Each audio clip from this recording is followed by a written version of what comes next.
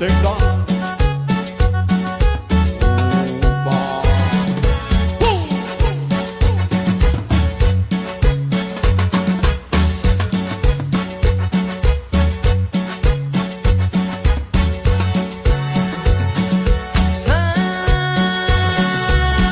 Siempre en la misma situación, cuando paso por mi chava para salir a pasear.